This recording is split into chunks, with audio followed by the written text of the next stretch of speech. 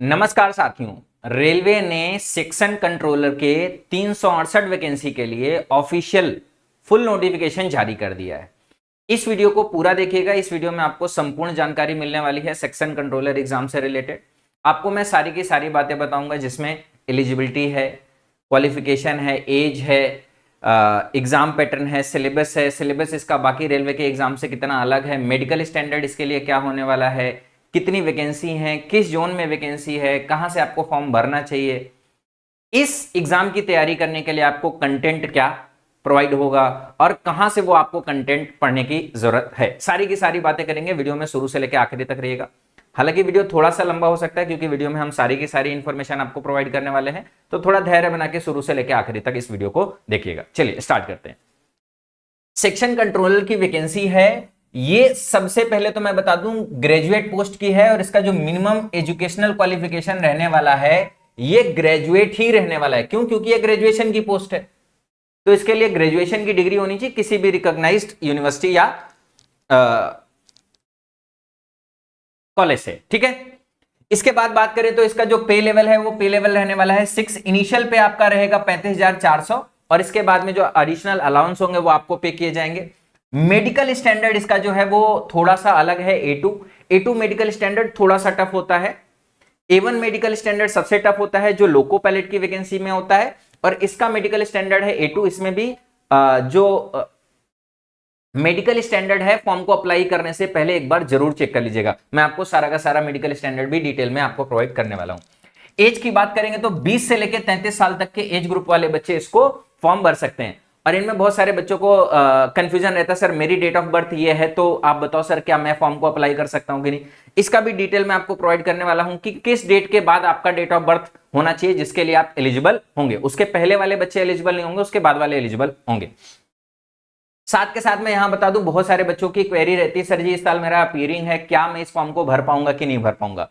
तो हर बार जो नोटिस आता है रेलवे का उसमें प्रॉपर ये इंफॉर्मेशन लिखा रहता है कि जो भी हमारा इसका क्लोजिंग डेट है, जो भी हमारा इसका क्लोजिंग डेट है उस डेट के हिसाब से आपका क्या है, या जो भी आपका यहाँ पे एक डेट रहता है उस डेट के हिसाब से आपका ओपनिंग डेट या क्लोजिंग डेट किसी एक डेट में आपको दिया रहता है कि इस डेट से आपको फॉर्म भरना है, या इस डेट पे आपका जो भी एजुकेशन है उसका डिग्री आपके पास में होना चाहिए, उसका सर्टिफिकेट आपके पास में होना चाहिए, उसका रिजल्ट आपके पास में होना चाहिए। अगर आपका रिजल्ट अभी तक डिक्लेयर नहीं हुआ है तो आप इसके लिए एलिजिबल नहीं रहेंगे, फिर आपको ये फॉर्म को अप्लाई नहीं करना है। तो बहुत सारे बच्चे कहते हैं अपीयरिंग वाले एलिजिबल रहेंगे कि नहीं रहेंगे। अगर अपीयरिंग वाले हैं, फाइनल ईयर में हैं, तो वो लोग एलिजिबल नहीं रहेंगे। अगर आपके पास में इस डेट तक, ये जो डेट मैंने लिखा है इस डेट तक अगर आपका रिजल्ट डिक्लेयर हो गया है तो आप एलिजिबल हैं। अगर इसके बाद रिजल्ट डिक्लेयर होगा तो आप एलिजिबल नहीं है। भले आपने सर्टिफिकेट नहीं लिया वो अलग बात है, लेकिन रिजल्ट आपका अनाउंस हो जाना चाहिए इस डेट के पहले। क्लियर? चलो, सबसे पहले तो एजुकेशन क्वालिफिकेशन और इसकी एलिजिबिलिटी की बात कर ली। अब हम लोग अगले पॉइंट की तरफ चलते हैं कि जो भी हमारे कैटेगरी वाले बच्चे हैं इन सभी को एज के हिसाब से रिलैक्सेशन भी मिलता है गवर्नमेंट रूल के हिसाब से। जनरल कैटेगरी के लिए आपका 20 से 33 साल है।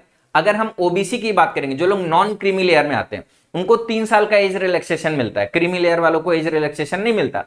इसके बाद SC ST वाले बच्चे आते हैं, उनको 5 साल का एज रिलैक्सेशन मिलता है। तो रेलवे ने अपने नोटिस में ही प्रॉपर डेट लिख रखी है कि जो UR और EWS वाले बच्चे हैं इनका डेट ऑफ बर्थ 2 जनवरी 1993 के बाद होना चाहिए। एक्चुअली में ये जो सारा का सारा एज का कैलकुलेशन है वो 1 जनवरी 2026 के हिसाब से कर रहे हैं, इसी वजह से ये डेट 2 जनवरी 1993 के बाद आ रही है।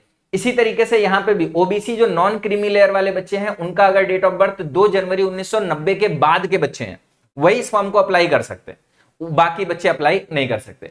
SC ST में 2 जनवरी 1988 के बाद वाले बच्चे अप्लाई कर सकते हैं, उसके पहले वाले बच्चे अप्लाई नहीं कर सकते। और यहां पे आपको दिया हुआ है कि सभी की सभी बच्चों की जो एज लिमिट है इसके लिए लोअर लिमिट, मतलब आपको 1 जनवरी 2006 से पहले या पहले पैदा होना चाहिए, इसके बाद नहीं। जिसका डेट ऑफ बर्थ इसके बाद में है वो लोग भी इस फॉर्म को अप्लाई नहीं कर सकते। मतलब इसके और इसके बीच में होना चाहिए, इसके और इसके बीच में होना चाहिए, इसके और इसके बीच में होना चाहिए, तभी आप इसके लिए एलिजिबल रहेंगे। इसके अलावा और भी एक्स सर्विसमैन, PWD, बाकी लोगों का भी एज रिलैक्सेशन जो गवर्नमेंट रूल रहता है उसके हिसाब से है, जो कि फुल नोटिफिकेशन में आपका सारा का सारा इंफॉर्मेशन दिया हुआ है। तो एक बार आप फुल नोटिस जरूर रीड करिएगा। ठीक है, मैं शॉर्ट में आपको सारा का सारा प्रिसाइज डेटा आपको प्रोवाइड कर रहा हूं। ठीक है, इसके बाद में सारी की सारी इंपॉर्टेंट डेट्स का भी इन्होंने पहले पेज पे इंफॉर्मेशन दे रखा है। नोटिस आया था इंडक्टिव 23 अगस्त 2025 को, और जो फुल नोटिस आया है ये कल रात में आया है 14/9/2025 को, और जो इसका फॉर्म फिलिंग वो स्टार्ट हो रहा है वो आज की डेट से स्टार्ट हो रहा है, और जो इसका अंतिम डेट है ऑनलाइन सबमिट करने का ये 14 अभी आपका चल रहा है सितंबर, अक्टूबर में 14 तारीख को आपकी इसकी लास्ट डेट रहेगी, लास्ट डेट तक आप इसका फॉर्म भर सकते हैं। हालांकि पेमेंट करने की जो लास्ट डेट रहेगी वो 16 तारीख तक रहेगी, 16/10/2025 तक आप इसका फीस पे कर सकते हैं।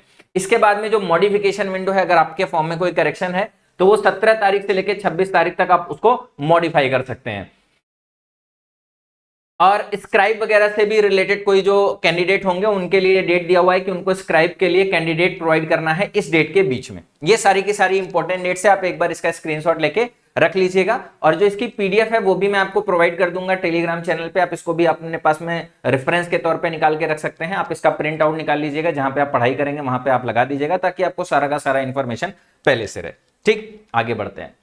अगर हम लोग आगे बात करें तो इसके लिए एग्जामिनेशन फीस क्या होने वाली है, फॉर्म का कितना पैसा लगने वाला है, तो बाकी फॉर्म की तरीके ही इसका एग्जामिनेशन फीस 500 रुपए है, जिसमें से 400 रुपए आपका क्या हो जाएगा, रिफंड हो जाएगा। लेकिन रिफंड की कई सारी कंडीशन है, फुल नोटिफिकेशन में आप एक बार जरूर इसको देख लीजिएगा कि किन किन बच्चों का रिफंड होगा, किन किन बच्चों का रिफंड नहीं होगा, काफी सारा इंफॉर्मेशन वहां पे दिया हुआ है।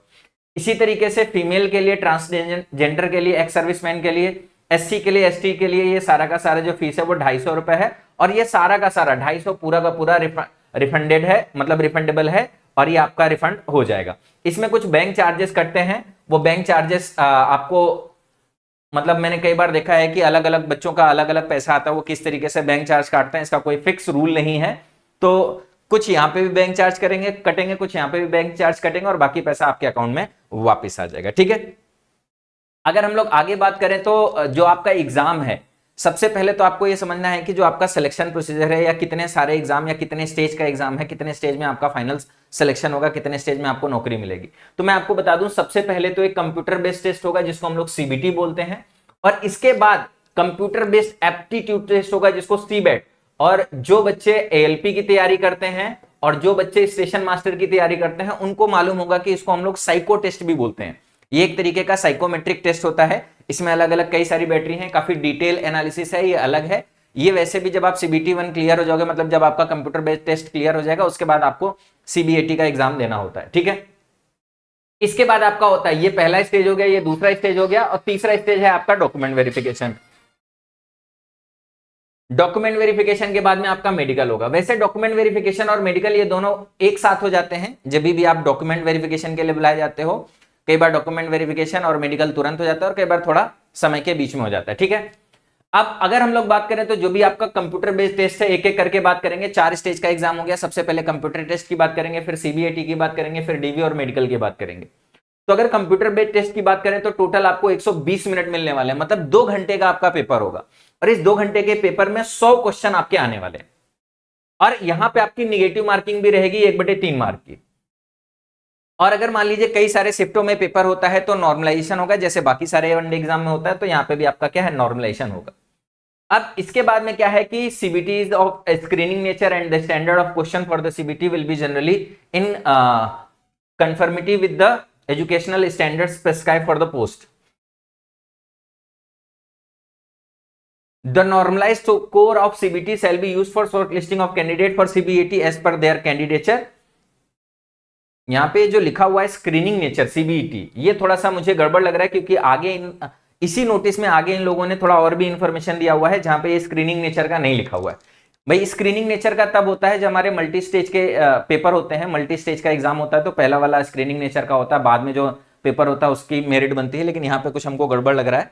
आगे की अगर हम लोग बात करें तो ये जो आपका 120 मिनट में पेपर होने वाला है, जिसमें आपके 100 क्वेश्चन पूछे जाएंगे। मैं आपको बता दूं, इस 100 क्वेश्चन में 3 पार्ट में इन्होंने डिवाइड किया है, 3 पार्ट में टोटल डिवाइड किया है। मैं तीनों पार्ट को अलग अलग आपको एक्सप्लेन करता हूं। जो इसका सिलेबस रहने वाला है 100 क्वेश्चन का सिलेबस, इसमें जो सबसे पहला पार्ट है वो है एनालिटिकल एंड मैथमेटिकल कैपेबिलिटी, और इसको भी इन्होंने 2 पार्ट में डिवाइड किया है, एक मैथमेटिक्स है और एक डेटा एनालिसिस एंड इंटरप्रिटेशन। इसको आप शॉर्ट में डीआई भी समझ सकते हो। मैथमेटिक्स में वही आपका सारा का सारा जो वनडे एग्जाम का रहता है वही सेम टू सेम है। नंबर सिस्टम है, रेशियो प्रोपोर्शन है, एवरेज है, परसेंटेज है, प्रॉफिट लॉस है, डिस्काउंट है, टाइम स्पीड डिस्टेंस है, पावर वर्क की जगह टाइम वर्क समझ लीजिएगा। अलजेब्रा है, लीनियर इक्वेशन है, वरना ये फिर साइंस में चला जाएगा। लीनियर इक्वेशन है, अरिथमेटिक प्रोग्रेशन है, एलसीएम है, एचसीएफ है, ज्योमेट्री है, एरिया वॉल्यूम है, प्रोबेबिलिटी है, स्टैटिक्स है। आप देख लीजिएगा इसमें प्रोबेबिलिटी और स्टैटिक्स अलग से दिया हुआ है, तो प्रोबेबिलिटी और स्टैटिक्स के भी क्वेश्चन इसमें अलग से पूछे जाएंगे।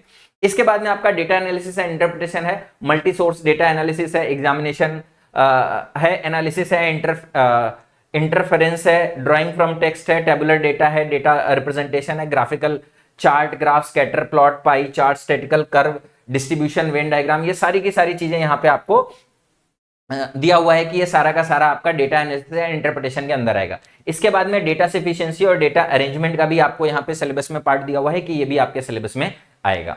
इसके बाद अगर हम लोग बात करें तो सेकंड पार्ट है। सेकंड पार्ट में आपकी लॉजिकल कैपेबिलिटी है। लॉजिकल कैपेबिलिटी को दो पार्ट में डिवाइड किया है, लॉजिकल रीजनिंग और रीडिंग कॉम्प्रिहेंशन। लॉजिकल रीजनिंग में आपका रीजनिंग है, बाइनरी लॉजिक है, स्लॉग है, क्लॉक कैलेंडर है, अजम्पशन है, ब्लड रिलेशन है, फैमिली ट्री है, सॉल्विंग लॉजिकल बेस्ड पजल है। रीडिंग कॉम्प्रिहेंशन ये आपका इंग्लिश का पार्ट हो गया, जहां पे इंग्लिश का भी सिलेबस रखा गया है। Reading comprehension passage would be given from any subject on history society, मतलब ये जितने सारे टॉपिक लिखे हुए हैं इस टॉपिक के पे आपको एक कॉम्प्रिहेंशन आएगा, एक पैसेज आएगा, उस पैसेज के हिसाब से आपको क्वेश्चन दिए होंगे, उस क्वेश्चन के आपको क्या करने होंगे, आंसर करने होंगे। मेन आइडिया क्या है उसके हिसाब से, सपोर्टिंग आइडिया क्या है उसके हिसाब से, एप्लीकेशन क्या है उसके हिसाब से, लॉजिकल स्ट्रक्चर क्या है उसके हिसाब से, और style of the given paragraph, जो पैराग्राफ दिया हुआ है उसके हिसाब से आपका क्या आंसर होना चाहिए, वो ये आपका रीडिंग कॉम्प्रिहेंशन का पार्ट हो गया। इसके बाद अगर हम लोग बात करें तो इसके बाद में जो थर्ड पार्ट है वो मेंटल रीजनिंग है। मेंटल रीजनिंग में आपका एनालॉजी हो गया, identifying relationship between two items and applying it to another pair, series completion है, identifying the pattern in the sequence of numbers and predicting the next term, solving coding decoding है, coding decoding type question है, ranking का है, arrangement का है, ये सारे के सारे क्वेश्चन है। और साथ के साथ लास्ट में एक पॉइंट लिखा हुआ है कि it may be noted that the topic listed above are illustrative and not necessarily exhaustive. Exhaustive का मतलब होता है टोटल। ये एक तरीके से आपको बताने की कोशिश कर रहे हैं कि ये हमारा सिलेबस का पार्ट है, इससे क्वेश्चन आएगा, लेकिन आप ऐसा ना मान लें कि सिर्फ इसी से क्वेश्चन आएगा। कहने का मतलब ये कहना चाह रहे हैं कि भाई ये लगभग आपका सिलेबस है, इससे भी आ सकता है और थोड़ा बहुत इसके बाहर भी आ सकता है। जनरली अगर एग्जाम पैटर्न की बात करें तो आप मान के चलो कि 95% क्वेश्चन आपका इससे आता है, बाकी एग्जाम में भी इसी तरीके से रहता है, और कुछ क्वेश्चन 2 4 5 क्वेश्चन ऐसा रहता है जो आउट ऑफ सिलेबस, मतलब जो उन्होंने सिलेबस दिया होता है उससे हटके भी वो लोग पूछते हैं, वो हर बार एग्जाम में होता है। हालांकि ये चीज हर बार लिखी नहीं रहती, लेकिन इस बार इन्होंने अलग से मेंशन कर दिया है, क्योंकि इसके बाद इसके ऊपर कई बार जब आंसर की आती है, जब पेपर हो जाता है, तो उसके बाद बहुत सारा डिस्कशन होता है कि ये सिलेबस के बाहर है, ये सिलेबस के अंदर है, तो उन्होंने पहले से ये सारी की सारी चीजें मेंशन कर दी हैं। ठीक है, इन 100 क्वेश्चन में ये जो मैंने सिलेबस बताया आपको कि ये जो जो टॉपिक हैं उन टॉपिक्स के कितने क्वेश्चन आएंगे, अगर आप देखोगे तो जो पहला वाला पार्ट था एनालिटिकल एंड मैथमेटिकल कैपेबिलिटी, जिसमें आपका मैथमेटिक्स और डीआई था, सबसे ज्यादा 60 क्वेश्चन आपका रहने वाला है, सबसे ज्यादा 60 क्वेश्चन आपका रहने वाला, मतलब इसको बहुत अच्छे से आपको तैयार करना होगा, जिसमें डीआई का पोर्शन आपका एकदम वैसा है कि जो बहुत अच्छे लेवल का रहने वाला है।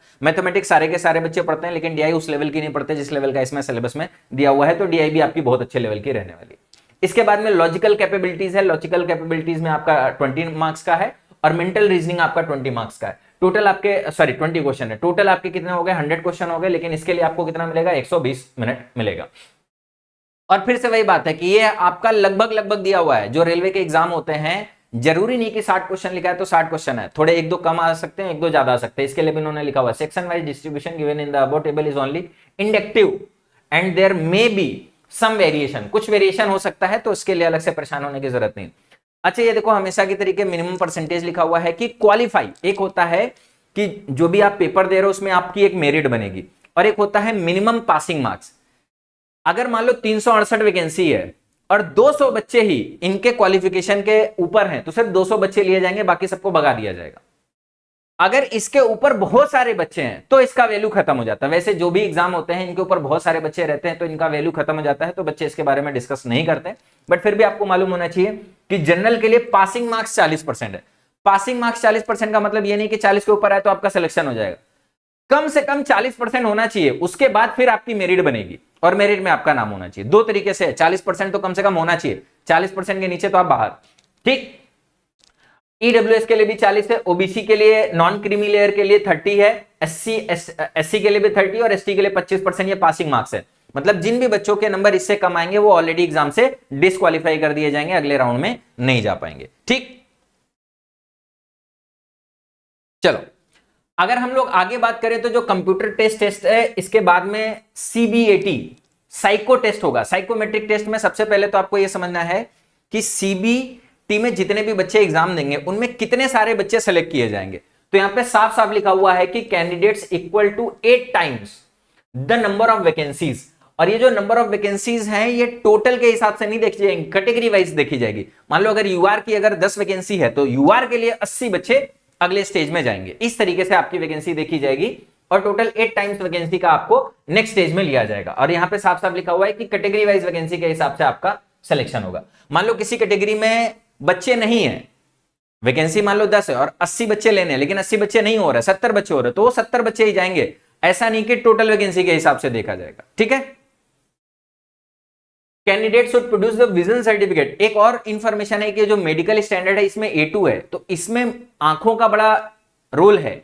और इसी के लिए जब आप सीबीएटी का एग्जाम होगा, जिसको साइको टेस्ट भी बोलते हैं, तो साइको टेस्ट के एग्जाम के समय पे आपको एक अपना विजन सर्टिफिकेट देना होता है, जो रेलवे ने ऑलरेडी नोटिफिकेशन में प्रेस्क्राइब कर रखा है कि उसका फॉर्मेट क्या है। जो एएलपी वाले बच्चे हैं वो हर बार इस फॉर्मेट को बनवाते हैं, डॉक्टर के पास जाते हैं, विजन सर्टिफिकेट बन जाता है। तो ये रेगुलर प्रोसेस है, आप बड़ी आसानी से इसको कर सकते हैं, इसमें कोई नया चीज नहीं है जिसके लिए आपको परेशान होने की जरूरत है।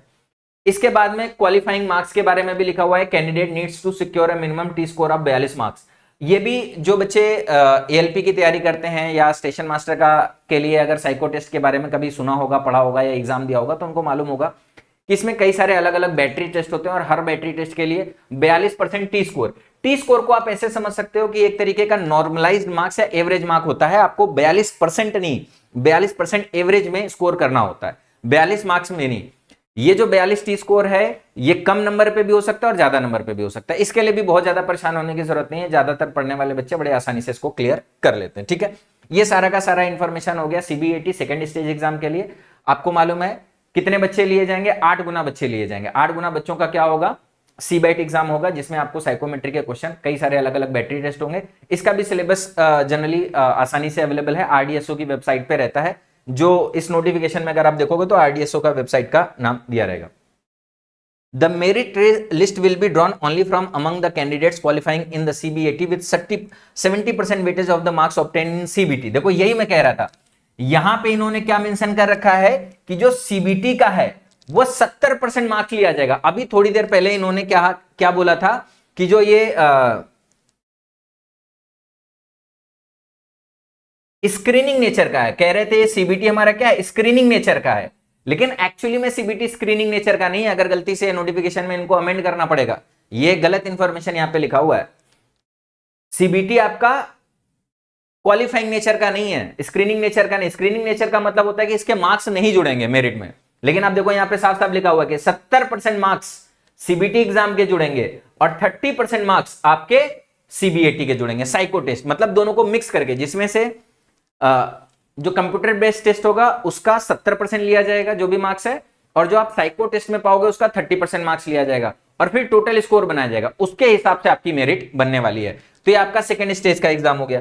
इसके बाद में मैं आपको बताऊं डॉक्यूमेंट वेरिफिकेशन होगा। डॉक्यूमेंट वेरिफिकेशन में वही है कि जो भी आपने अभी फॉर्म भरते समय डॉक्यूमेंट बताए होंगे, वो सारे के सारे डॉक्यूमेंट आपको जब फाइनल आपका सीबीएटी का एग्जाम हो जाएगा, साइको टेस्ट हो जाएगा, तो डॉक्यूमेंट वेरिफिकेशन के लिए आपको बुलाया जाएगा। और इसमें भी वही बात लिखी हुई है कि देखो 70% आपका सीबीटी और 30% आपका क्या रहेगा, सीबीएटी में रहेगा। अच्छा, यहां पे ध्यान देखो, डॉक्यूमेंट वेरिफिकेशन के लिए कितने लोग बुलाए जाएंगे? कंप्यूटर बेस्ड टेस्ट से साइको टेस्ट के लिए 8 गुना बच्चे बुलाए जाएंगे, लेकिन डॉक्यूमेंट वेरिफिकेशन के लिए 1:1 के रेशियो में बच्चे बुलाए जाएंगे। मतलब जितनी वैकेंसी है उतने ही बच्चों को डॉक्यूमेंट वेरिफिकेशन के लिए बुलाया जाएगा। अगर मान लीजिए कोई बच्चा ऐसा है जो डॉक्यूमेंट वेरिफिकेशन में नहीं जाता, तो फिर उस वैकेंसी का क्या होगा? ये लोग क्या करते हैं, सेकंड राउंड का डॉक्यूमेंट वेरिफिकेशन निकालते हैं। कहने का मतलब यह है कि अगर कोई वैकेंसी खाली हो जाएगी तो फिर दूसरे राउंड के लिए अलग से डॉक्यूमेंट वेरिफिकेशन का नोटिस निकाला जाएगा, फिर वो नेक्स्ट राउंड में आपके बाकी बच्चे लिए जाएंगे। और इसी तरीके से तब तक ये डॉक्यूमेंट वेरिफिकेशन का प्रोसेस चलेगा जब तक कि सारी की सारी वैकेंसी कंप्लीट नहीं होती। इसके लिए ये लोग वेटिंग लिस्ट जारी नहीं करते, लेकिन हाँ, second round, third round, 3-4 round में जब तक वैकेंसी फिल नहीं हो जाती तब तक ये लोग डॉक्यूमेंट वेरिफिकेशन 1 बाय 1 करके कराते रहते हैं। इसके बाद में आपका फिर इंफॉर्मेशन दिया है शॉर्ट लिस्टिंग कैसे होगा, जो मैंने पहले ही बता दिया। 8 टाइम सीबीटी का रहेगा और 1:1 रहेगा डीवी के लिए, ठीक। अगर हम लोग बात करें तो फाइनल आपका है मेडिकल। मेडिकल मैंने आपको पहले ही बताया कि A2 स्टैंडर्ड मेडिकल में रहने वाला है। फिजिकली फिट होना चाहिए सभी स्टैंडर्ड में। और यहां पे देखो सबसे मेन ये है vision, distant vision 6/9 6/9 without glasses, no fogging test, near vision SN 0.6 without glasses and must pass test for colour vision, binocular vision, night vision and myopic vision. इसके लिए मैंने एक अलग से पूरा का पूरा वीडियो बना रखा है मेडिकल का, आप उसको भी देख सकते हो, या दोबारा से इस पे पूरा डिटेल में वीडियो में बना दूंगा, उसको आप अलग से देख सकते हो। ये काफी बड़ा पोर्शन है, अलग से आपको समझाना पड़ेगा ये विजन क्या होता है, ये नियर विजन टेस्ट क्या होता है, फिर colour vision, binocular vision, night vision और माइकोपिक विजन क्या होता है, मायोपिक विजन क्या होता है। ये सारी की सारी चीजें आपको समझानी पड़ेगी, जिसमें समय लगेगा। तो इसको अलग से एक वीडियो करके पूरा मेडिकल का स्टैंडर्ड क्या है, कैसे टेस्ट होता है, ये सारा का सारा मैं आपको प्रोवाइड कर दूंगा। इसके बाद में आपको एक और इंपॉर्टेंट इंफॉर्मेशन लिखा हुआ है कि जो भी बच्चे लैसिक सर्जरी या कोई अन्य सर्जरी के लिए गए हुए हैं, वो सारे के सारे बच्चे नॉट एलिजिबल है for the post having medical standard A2। Medical standard A2 में वो सारे के सारे बच्चे जो लैसिक सर्जरी में गए हुए हैं या किसी भी अन्य सर्जरी में गए हुए हैं, क्या करेक्ट करने के लिए, रिफ्रैक्टरी एरर को करेक्ट करने के लिए इन्होंने सर्जरी करा रखी है, उनमें से किसी भी का A2 मेडिकल स्टैंडर्ड पास नहीं होगा। तो वो सारे के सारे बच्चे एलिजिबल नहीं है। वो अभी से इस फॉर्म को अप्लाई ना करें, वरना अपने समय का नुकसान होगा, क्योंकि इसका सिलेबस थोड़ा सा अलग है। आपने अभी मैंने बताया सिलेबस में DI एकदम अलग है, जो बाकी वनडे एग्जाम में उतना लेवल का नहीं पूछा था। इसमें रीडिंग कॉम्प्रिहेंशन है। अगर हम लोग बात करें रेलवे के एग्जाम में आज तक कभी अंग्रेजी नहीं पूछे गए, इसमें अंग्रेजी भी है। रीजनिंग का भी पार्ट अगर आप देखोगे तो उसमें भी रीजनिंग थोड़ा सा अलग है, कुछ नए चैप्टर इसमें ऐड हुए हैं, तो वो भी सिलेबस अलग है। तो अपना बिना वजह अपना समय नुकसान ना करें अगर आप इसमें A2 मेडिकल स्टैंडर्ड में फिट नहीं आते हैं तो, ठीक है। चलिए, रेलवे ने जो भी नोटिस निकाला है उसमें एक हेल्पलाइन के लिए हेल्पलाइन नंबर भी दिया हुआ है, ये फोन नंबर दिए हुए हैं, और साथ के साथ एक ईमेल आईडी भी दिया हुआ है, और टाइम भी दिया हुआ है कि 10 से 5 के बीच में आप इसमें कॉल कर सकते हैं। एलिजिबिलिटी से रिलेटेड कोई इन्फॉर्मेशन लेना है या किसी भी तरीके का अगर कोई इन्फॉर्मेशन लेना है, तो ये सारा का सारा इन्होंने हेल्पलाइन नंबर दे रखा है ऑफिशियल नोटिफिकेशन में। आप वहां से भी निकाल सकते हो या यहाँ से भी स्क्रीनशॉट लेके देख सकते हो। और मैंने बोला कि मैं इसका PDF भी आपको प्रोवाइड कर दूंगा, तो आपको साथ के साथ वो सारा का सारा चीज मिल जाएगा। अगर हम लोग फाइनल बात करें तो आपको मालूम होना चाहिए रेलवे में जितनी भी वैकेंसी होती है वो जोन वाइज निकलती है। अलग अलग जोन में अलग अलग वैकेंसी होती है, और आपको कोई एक जोन चूज करना होता है और उस जोन से ही आपको फॉर्म भरना होता है। तो बड़ा इंपॉर्टेंट हो जाता है ये समझना कि किस जोन में कितनी वैकेंसी है, वहां पे कितना कॉम्पिटिशन रहने वाला है, और उसी हिसाब से हमको फॉर्म भरना चाहिए। इसको समझने के लिए प्रीवियस डेटा पे हम कई बार रिलाई करते हैं, लेकिन ये वैकेंसी पहली बार आ रही है तो प्रीवियस में कोई भी डेटा नहीं है। आपको अपने दिमाग की क्षमता या थोड़ा बहुत जो प्रीवियस अन्य एग्जाम का डेटा है, उस अन्य एग्जाम के डेटा के हिसाब से आपको समझना होगा, और फिर आपको फॉर्म अप्लाई करना होगा। तो ये सारा का सारा जो इन्होंने डेटा निकाल रखा है, देखो जैसे अहमदाबाद जोन में UR कैटेगरी की कितनी वैकेंसी, ST की OBC की, EWS की टोटल कितनी वैकेंसी, एक्स सर्विसमैन की, PWD की कितनी वैकेंसी है, ये सारा का सारा यहाँ पे दिया हुआ है। अच्छा, एक बात मैं और बता दूं, जैसे ये भोपाल जोन है, भोपाल में भोपाल RRB है, और इस भोपाल RRB में भी 2 जोन आते हैं, एक WCR आता है, एक WR आता है।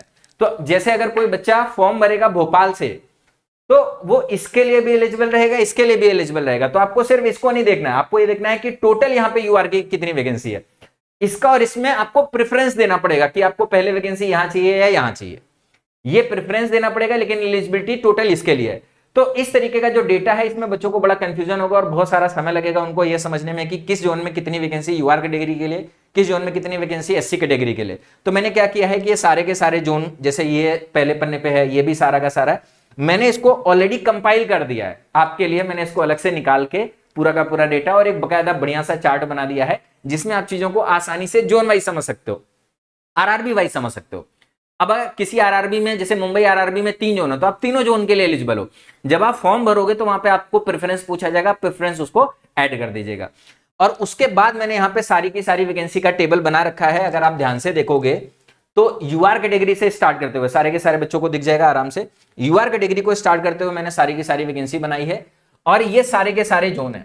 अगर आप ध्यान से देखोगे तो मैंने जो वैकेंसी है वो UR कैटेगरी के हिसाब से फिट कर रखी है। मतलब सबसे ज्यादा वैकेंसी UR कैटेगरी में 19 है, और यह है मुंबई जोन में। इसके बाद में सेकंड नंबर पे है 16, और यह है कोलकाता जोन में। जैसे मैं बात करूं तो कोलकाता जोन ऐसा है जहां पे ऑलरेडी जो बाकी एग्जाम होते हैं उनका कट ऑफ बहुत ज्यादा जाता है, तो इसी हिसाब से आप समझ सकते हो कि आपको किस जोन में फॉर्म भरना चाहिए। इसके बाद में अजमेर है तीसरे नंबर पे, यहाँ पे भी जनरली कट ऑफ ज्यादा ही रहता है। बिलासपुर है 13 वैकेंसी है, सिकंदराबाद है 12 वैकेंसी है, प्रयागराज है 11 वैकेंसी है, बेंगलोर है 11 वैकेंसी है, मुजफ्फरपुर है 10 वैकेंसी है, भुवनेश्वर है 9 वैकेंसी है, मालदा है 8 वैकेंसी है। इसी तरीके से सारा का सारा डिस्ट्रीब्यूशन दिया हुआ है। अगर आप देखोगे तो टोटल 368 वैकेंसी है, यूआर के लिए टोटल 174 वैकेंसी है, एससी के लिए 56 है, एसटी के लिए 34 है और ओबीसी के लिए 80 और ईडब्ल्यूएस के लिए 24 वैकेंसी है। अब जैसे मान लो अगर आप एसटी कैटेगरी के लिए में आते हो तो आपको ये देखना है कि एसटी कैटेगरी में वैकेंसी सबसे ज्यादा कहां है। देखो एक एसटी कैटेगरी में वैकेंसी यहां पे भी है, तिरुवनंतपुरम में भी 5 वैकेंसी है और आप देखोगे तो मुंबई में भी 5 वैकेंसी है। तो अगर आप तिरुवनंतपुरम से भरोगे तो आपको ज्यादा फायदा मिलेगा। क्यों? क्योंकि तिरुवनंतपुरम एकदम साउथ में पड़ता है, ज्यादा बच्चे वहां से अप्लाई करने नहीं जाते। तो तिरुवनंतपुरम में फॉर्म भरोगे तो आपको ज्यादा फायदा मिलेगा। अगर कोई भी किसी भी समय पूछे कि यहां से फॉर्म भरना चाहिए कि यहां से फॉर्म भरना चाहिए, अगर एसटी का बच्चा है तो एसटी के बच्चे को अगर नौकरी चाहिए तो यहां से भरना चाहिए। लेकिन हाँ, लाइफ स्टाइल में बड़ा प्रॉब्लम होता है। अगर आप साउथ साइड जाते हो तो लाइफ स्टाइल थोड़ी सी प्रॉब्लम में रहती है, तो साउथ साइड को वो बच्चे इसीलिए प्रेफर नहीं करते जो लोग नॉर्थ साइड से रहते हैं। तो आप अपने हिसाब से चूज कर सकते हो जो भी आपको, अगर आपको नौकरी की बहुत ज्यादा नीड है तो आप साउथ साइड जा सकते हो। अगर आपको नहीं बहुत ज्यादा नौकरी की नीड है, नॉर्मल अपना लाइफ स्टाइल भी देखना है, खाना पानी रहना देखना है, तो आप अपने जोन के हिसाब से भी प्रेफरेंस डाल सकते हैं। सारा का सारा इंफॉर्मेशन मैंने यहाँ पे प्रोवाइड कर दिया। अब अगर मैं बात करूं तो कंटेंट कहां से पढ़ें सर? वैकेंसी तो आ गई है लेकिन इसका सिलेबस, इसका एग्जाम पैटर्न ये आपको कोई प्रोवाइड करने वाला नहीं है। तो मैं आपको बता दूं, माई पाठशाला ये जिम्मेदारी ले रहा है कि जो भी सेक्शन कंट्रोलर का एग्जाम होने वाला है, इसका जो भी सिलेबस है उसको माई पाठशाला कवर करेगा। और माई पाठशाला ने इसके लिए ऑलरेडी बैच लॉन्च कर दिया है सेक्शन कंट्रोलर के लिए, जिसमें आपको सभी सब्जेक्ट जैसे एनालिटिकल और मैथमेटिकल कैपेबिलिटी हो गया, लॉजिकल कैपेबिलिटी हो गया, मेंटल रीजनिंग हो गया, तीनों पार्ट के लिए पूरा का पूरा जो ऑफिशियल सिलेबस दिया गया है, इस ऑफिशियल सिलेबस को कंप्लीट तरीके से पढ़ाएगा। और इसके लिए जो बैच है वो ऑलरेडी लॉन्च कर दिया गया है, जिसका प्राइस 1499 है। लेकिन मैं आपको बता दूं, ये जो बैच है ये अगले 3 डेज के लिए, अगले 3 डेज के लिए ही। क्यों? क्योंकि अगले 3 दिन के बाद में ये बैच में आपके कंटेंट आना स्टार्ट हो जाएंगे। तो जब तक ये कंटेंट नहीं आ रहा है तब तक इस बैच का प्राइस 999 है। जो भी बच्चे सेक्शन कंट्रोल, भाई आप अपनी एलिजिबिलिटी चेक कर लो और आप देख लो। देखो इसमें 2 बातें होने वाली हैं। वैकेंसी की संख्या कम है तो बहुत सारे बच्चे फॉर्म नहीं भरेंगे। इसका सिलेबस भी अलग है, इसका मेडिकल स्टैंडर्ड भी अलग है। इसके मेडिकल स्टैंडर्ड की वजह से बहुत सारे बच्चे बाहर हो जाएंगे। इसके सिलेबस की वजह से, जैसे डीआई का सिलेबस है, रीडिंग कॉम्प्रिहेंशन का सिलेबस है, रेलवे वाले बहुत सारे बच्चे इसके फॉर्म को अप्लाई नहीं करेंगे इन 2-3 टॉपिक की वजह से। तो आप अपना एलिजिबिलिटी देखो और आप ये देखो कि कितना, जब भी नई वैकेंसी होती है तो कंपटीशन बहुत कम रहता है। पिछली बार ग्रेड 1 की वैकेंसी पहली बार आई थी, मैं आपको बता दूं बाकी एग्जाम के कंपैरिजन में उसमें कंपटीशन कम था, कम बच्चों ने फॉर्म भरा था, कम बच्चों ने तैयारी कर रखी थी। लेकिन हां, अगर आप तैयारी स्टार्ट करो तो इस तरीके से स्टार्ट करो कि फिर यही वैकेंसी के लिए आपको तैयारी करनी है। ऐसा नहीं कि रेलवे के अन्य वैकेंसी, एसएससी के अन्य वैकेंसी की तैयारी कर रहे हो और साथ में सेक्शन कंट्रोलर की भी तैयारी कर रहे हैं, तो हो सकता है कि आप मिस कर दो। लेकिन अगर आप डेडिकेटेड इसी की तैयारी करोगे तो आपका चांस रहेगा कि आपको इस भर्ती प्रक्रिया में एक नौकरी आपकी पक्की हो जाए। मैं आपको बता दूं कि इस बैच को ज्वाइन करने के लिए आपको करना क्या है। बैच को ज्वाइन करने के लिए आप माई पाठशाला ऐप इंस्टॉल करो और ये हेल्पलाइन नंबर दिए हुए हैं, अगर किसी भी तरीके की इंक्वायरी करनी है तो इस हेल्पलाइन नंबर पे भी आप इंक्वायरी कर सकते हैं। मैं आपको बता दूं, पिछली बार ग्रेड 1 की वैकेंसी पहली बार आई थी, जैसे इस बार सेक्शन कंट्रोलर की वैकेंसी पहली बार है, वैसे ही पिछली बार ग्रेड 1 की वैकेंसी पहली बार आई थी। और ग्रेड 1 के लिए भी माई पाठशाला ने बच्चों को बहुत अच्छे तरीके से पढ़ाया। आप देखो ग्रेड 1 में बच्चों ने 100% स्कोर कर रखा है। मतलब ऐसा नहीं कि सिर्फ सिलेक्शन लिया है, टॉपर है ये सब, 100% स्कोर कर रखा है, 99.8% स्कोर कर रखा है, 99.8% स्कोर कर रखा है। अब देखो बहुत सारे बच्चे हैं, थोड़े बहुत बच्चे नहीं, बहुत सारे बच्चे हैं और बहुत अच्छा स्कोर कर रखा है, 99.7%, 99.7%। ये तो मैं टॉपर के फोटो लेकर आया हूं, ऐसे बहुत सारे बच्चे हैं। सारे के सारे फोटो अगर मैं दिखाता तो आप समझ पाते। पिछली बार ग्रेड 1 की वैकेंसी पहली बार थी, इसके बाद भी माई पाठशाला ने इतने अच्छे से पढ़ाया कि बच्चों का इतना अच्छा स्कोर बना हुआ है। और इसी तरीके से इस बार भी हम लोग सेक्शन कंट्रोलर के लिए नया बैच लॉन्च कर रहे हैं, तो आप इस बैच को ज्वाइन कर लें। इसमें आपको सारा का सारा सिलेबस कंप्लीट कराया जाएगा ऑफिशियल सिलेबस के हिसाब से, और बढ़िया तरीके से आप इसकी पढ़ाई करिए और इसके बाद में एक नौकरी पक्की कर लीजिए। इसके अलावा अगर किसी भी तरीके का कोई और इन्फॉर्मेशन चाहिए, कोई और इंक्वायरी करना है, तो आप कमेंट बॉक्स में कमेंट करके जरूर बताइएगा उस टॉपिक पे या उससे रिलेटेड इन्फॉर्मेशन। अगर कमेंट में रिप्लाई करने रहेगा तो मैं कमेंट में रिप्लाई कर दूंगा, और अगर अलग से वीडियो बनाना रहेगा तो मैं अलग से वीडियो भी बना दूंगा। ये जो पीडीएफ है, ये सारी की सारी पीडीएफ अपना जिस नाम से यूट्यूब चैनल है उसी नाम से टेलीग्राम चैनल भी है, आप उसको ज्वाइन कर लीजिए। पाठशाला रेलवे एग्जाम्स इस नाम से हमारा टेलीग्राम चैनल है, इसको भी आप ज्वाइन कर लीजिए। तो वहां पे मैं इसकी पीडीएफ भी आपको प्रोवाइड कर दूंगा। और इसके अलावा बाकी जो इन्फॉर्मेशन होते हैं वो भी आपको इसी जगह पे मिल जाएंगे। इस वीडियो में इतना ही, मिलते हैं नेक्स्ट वीडियो में, तब तक के लिए बाय बाय, टेक केयर, जय हिंद।